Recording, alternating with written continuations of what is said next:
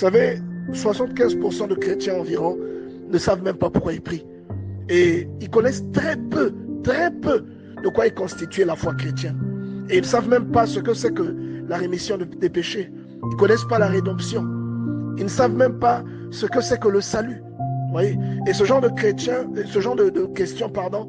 permettent de ressortir ces éléments qui sont pourtant des éléments fondamentaux, mais que les gens connaissent très mal. Et beaucoup de chrétiens pensent que Jésus est mort à la croix pour qu'eux ils aient le mariage. Vous voyez? C'est triste de penser des choses comme ça. Vous avez le mariage parce que vous recevez dans votre vie ce qu'on appelle le règne de Dieu. Et que le règne de Dieu annule toutes ces choses qui prévalaient sur vous. Et ensuite, ce règne de Dieu vous octroie ce dont vous avez besoin parce que Dieu devient le garant de votre vie. Mais Jésus n'est pas mort explicitement pour ça. Il n'est pas mort de façon à vous donner le mariage. Non, il est mort pour que vous soyez sauvés de la séparation d'avec Dieu que vous avez connue à cause du péché originel. Il est mort pour vous redonner l'espérance, pour vous joindre de nouveau avec Dieu. Vous comprenez? C'est pourquoi Jésus est mort. Et c'est pourquoi l'œuvre de la croix n'est pas faite pour que tu deviennes riche. Tu vas devenir riche parce que le règne de Dieu viendra sur toi. Mais ce n'est pas l'œuvre de Christ n'est pas allé à la croix pour que toi tu deviennes riche. Non. Il est allé à la croix pour que tu sois sauvé. C'est cela. Il est allé à la croix pour que tu sois sauvé.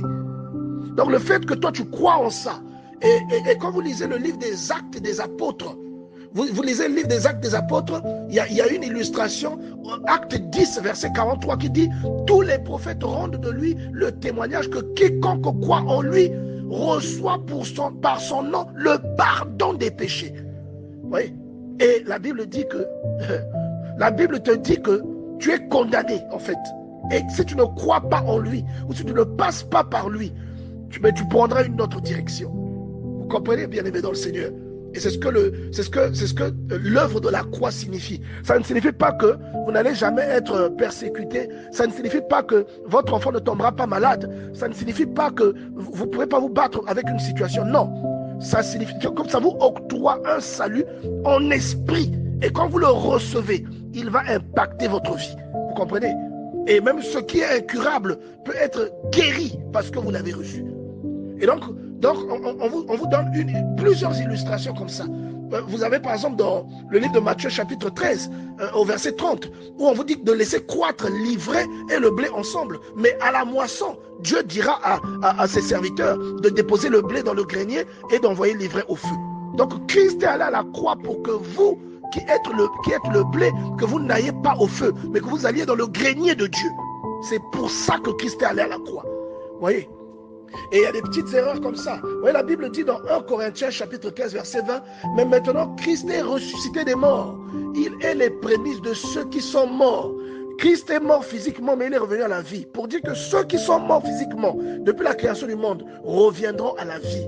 Et ceux qui reviendront à la vie, certains seront condamnés, d'autres ne le seront pas. Et ils ne reviendront pas tous à la vie au même moment. Vous voyez, il y a une grande illustration. Il y a une grande illustration derrière cette parole. Et elle ajoute, et comme tous meurent en Adam, de même aussi, tous revivront en Christ. Donc ceux qui croiront en lui reviendront à la vie à cause de l'œuvre de la croix. Parce que l'œuvre de la croix les empêche d'aller dans le feu, mais plutôt les dirige vers le grenier, comme dans la parabole de l'ivraie. Et très peu de gens, très peu de chrétiens prennent le temps d'analyser ce genre de choses. D'après la Bible, lorsque Dieu a créé l'homme, il y avait une parfaite harmonie. Mais lorsque Adam commet l'irréparable, la Bible dit qu'il y a une scission entre Dieu et l'homme. Vous comprenez? Il y a une séparation entre nous. Donc, de facto, tous les descendants du genre humain sont condamnés. Et ce n'est pas ce que Dieu veut. Alors, qu'est-ce que Dieu doit faire? Il doit racheter le genre humain. Et c'est ce que vous voyez, par exemple, dans les où on vous explique le Yom Kippour, le jour de l'expiation, où on devait faire une cérémonie où tous les péchés du peuple étaient transmis sur un bouc. Vous comprenez? Et donc, tout ce que les gens avaient commis allait sur le bouc. C'est ce qu'on appelle le bouc émissaire. Et le bouc émissaire, là, était une figure qui typifiait Jésus-Christ, qui va prendre les péchés de tout le monde pour que vous soyez exclus. Donc, à l'époque de Moïse, pour que Dieu ne frappe pas le peuple. Ce rituel a été fait une fois par année. Vous voyez? Et vous trouvez ça dans le livre de Lévitique. Et vous voyez que tous les péchés qui sont sur vous vont sur le bouc. Et vous voyez que Dieu vous présente le Christ comme l'agneau. Même dans Ésaïe 54, si ma mémoire est bonne, Ésaïe 53, je pense, on nous parle de l'agneau. Vous voyez, sur qui tous nos péchés vont. Je vois au verset 5, on dit, mais il était blessé pour nos péchés, brisé pour nos iniquités. Le châtiment qui nous donne la paix est tombé sur lui. Et c'est par ces meurtrissures que nous sommes guéris.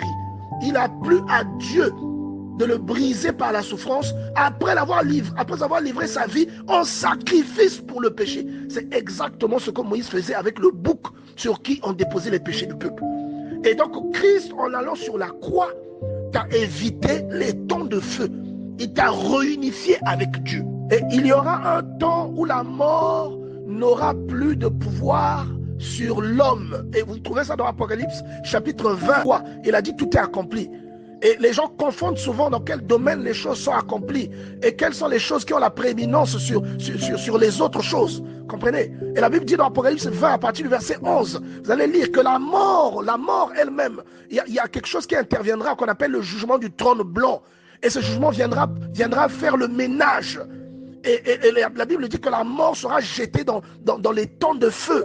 Vous comprenez? Et la mort n'aura plus de pouvoir sur l'homme.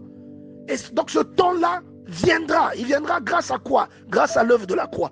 Ce n'est pas parce que vous ne le voyez pas maintenant. Ce temps arrivera où la mort ne régnera plus sur l'homme. Vous voyez, bien aimé? Et donc, pourquoi ça se fera? C'est parce que Christ a tout accompli. Vous voyez? Donc nous devons vraiment prendre le soin de lire la Bible et ce qu'il a accompli. Et Christ a répondu à Pilate, mon règne n'est pas de ce monde. Pas seulement à Pilate, mais même à ses disciples.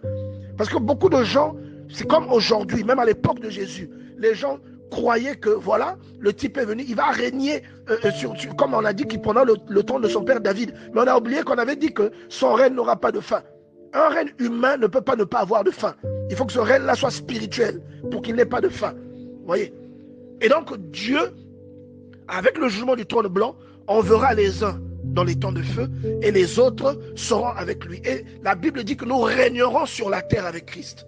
Donc il y aura un temps où la mort n'aura plus d'influence sur l'être humain. Vous voyez? Et il y aura un temps où on n'aura plus besoin de toutes ces choses qui emmènent la difficulté dans la vie de l'être humain. On n'expérimentera plus ces choses.